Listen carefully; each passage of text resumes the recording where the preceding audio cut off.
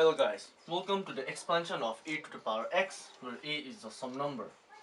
Now, before e to the power x, we first need the expansion of e to the power x. Now, let's use the definition of e to help us out. Now, the simple definition e, as we had first learned, or simply learned, was that e is equals to a sum number n approaching infinity to the expression 1 plus 1 by n to the power n. This was known as e. Now, if you just not look at the limit part and look at the rest, you get 1 plus 1 by n to the power n.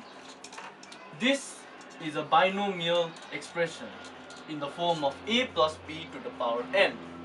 What that means is, well, we can now use the binomial theorem to expand this term right here.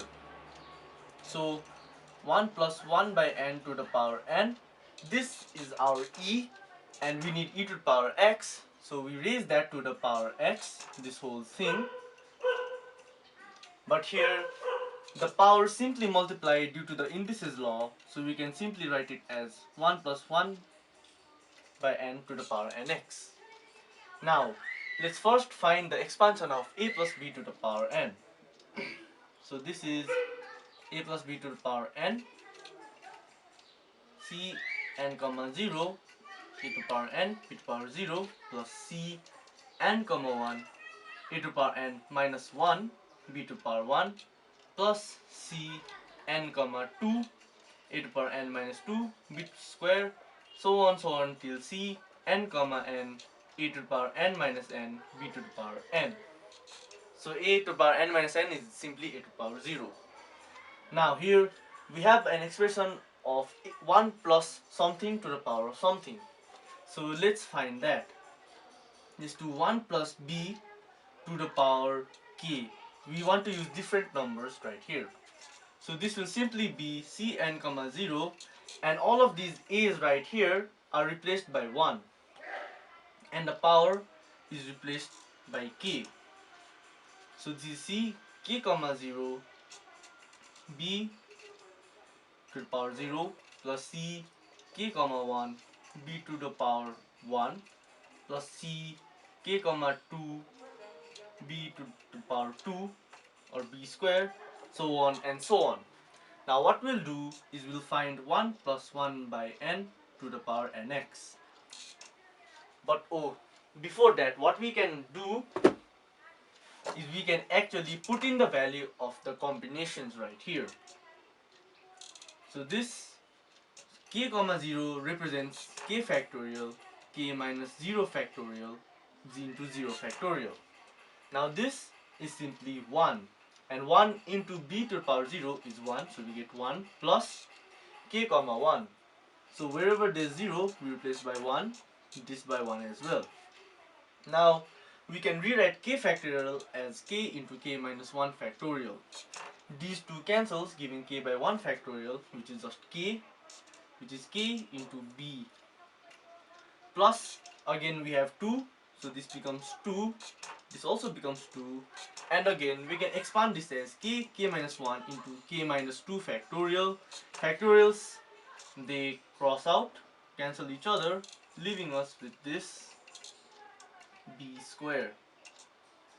I'll write it as 1 factorial. And you can kind of see the pattern right here. K minus 1, next is going to be k minus 1, k minus 2, I'll write that out as well. K minus 1, k minus 2, b cube by 3 factorial, and so on. Now here, 1 plus 1 by n to the power nx. Now simply, where there is b, where there is b, we put 1 by n, and when there is k, we put nx. This becomes 1 plus nx into 1 by n. I'll write it right here. So b equals to 1 by n, k equals to nx. So plus k minus 1, so nx minus 1 by 2 factorial into 1 by n square, plus nx minus 1, nx minus 2 by 3 factorial 1 by n cube, and so on. Now what you can do here is, well, you can cross out the n right here, and also if you can take the n common within this bracket, then you'll get n squared, and you can also cancel the 1 by n squared right here and for all of these terms. And we can actually take it common, and we'll just have to divide this by n, that by n, this by n, and so on. So it'll be 1 plus 1 by n to the power nx equals to 1 plus x x minus 1 by n to 2 factorial plus x minus 1 by n, x minus 2 by n by 3 factorial. Ooh, I see they are overlapping, so I'll just rub them out. Now here we want to find e, so that means we need this limit right here. So let's just put the limit on both sides. 1 plus 1 by n to the power n x equals to n approaching infinity 1 plus x x minus 1 by n by 2 factorial, and so on. Now we want to find e, and e is this right here. So we'll take a bracket right here up to n and raise that to the power x, so that we can get our e to the power x.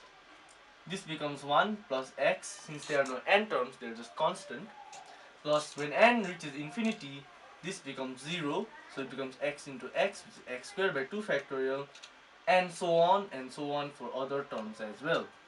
This is our e to the power x, but we're here to find expansion of e to the power x. So it will be easy if you write a in terms of e.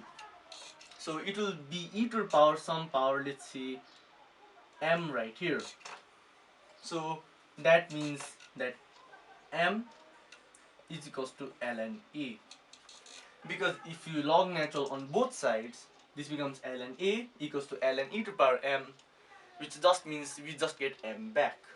So here, let's find the expansion of e to the power mx. Because e to the power m represents a, and we want to find e to the power x. So here we can put a bracket here, because this represents the power of e for this expansion right here. So this is 1 plus mx squared by 2 factorial plus mx cubed by 3 factorial, and so on.